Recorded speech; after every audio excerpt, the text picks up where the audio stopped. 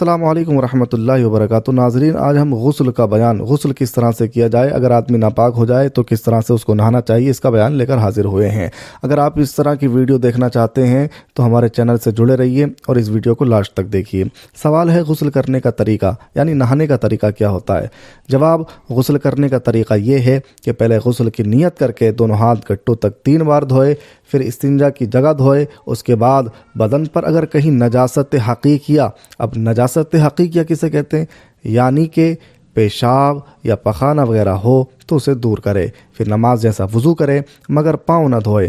ہاں، اگر چوکی یا پتھر وغیرہ اونچی چیز پر نہائے، چونکہ پہلے زمانے کے اندر باتھ روم وغیرہ نہیں ہوتے تھے تو لوگ زیادہ تر پتھر وغیرہ یا اونچی چیز پر نہاتے تھے جس سے کہ پانی بہہ جاتا ہو، تو اونچی چیز پر نہائے، پاؤں بھی دھو لے۔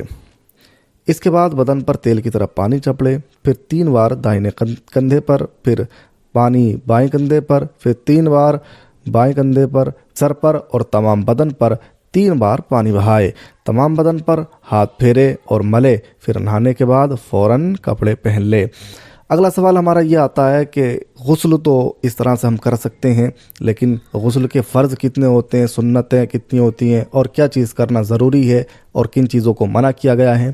تو آئیے سمجھ لیتے ہیں غسل میں کتنی باتیں فرض ہیں۔ اس کا جواب ہے، غسل میں 3 باتیں فرض ہیں۔ نمبر 1 ہے کلی کرنا، ناک میں پانی ڈالنا، تمام ظاہر بدن پر سر سے پاؤں تک پانی بہانا۔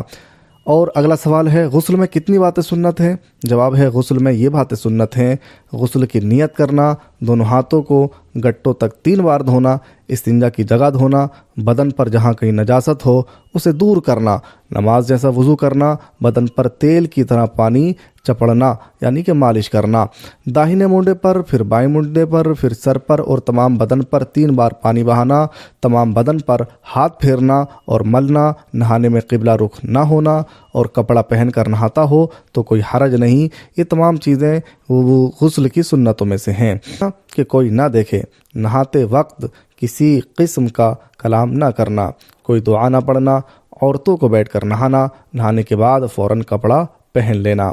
سوال ہے، کن صورتوں میں غسل کرنا فرض ہے؟ جواب، منی کا اپنی جگہ سے شہوت کے ساتھ جدا ہو کر عضو سے نکلنا، احتلام کا ہونا، حشفہ، اب حشفہ کس کو کہتے ہیں؟ یعنی سر ذکر کا عورت کے آگے پیچھے یا مرد کے پیچھے داخل ہونا، دونوں عورتوں پر غسل فرض کرتا ہے۔ حیض سے فارغ ہونا، نفاس کا ختم ہونا۔ اگلا سوال ہے، کن وقتوں میں غسل کرنا سنت ہے؟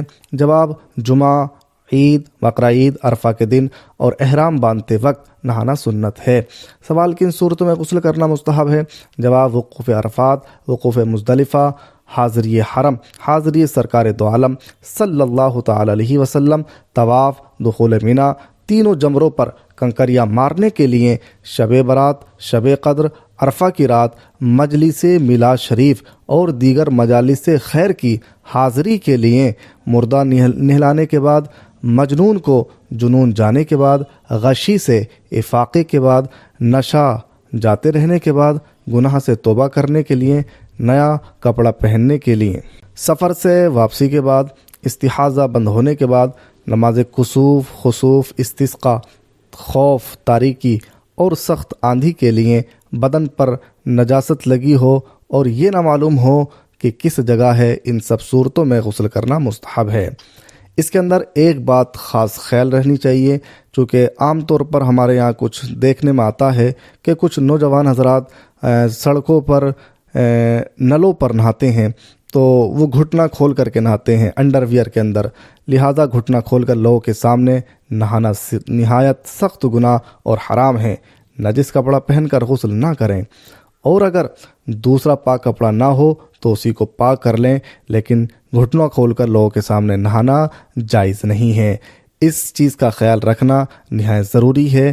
ہر ایک مسلمان کو شریعت کی پابندی ضروری ہے۔ شریعت نے جو احکام انسان کے لیے بتائے ہیں اس پر عمل پیرا ہو کر زندگی گزارنا ہر ایک مسلمان کی ذمہ داری بنتی ہے۔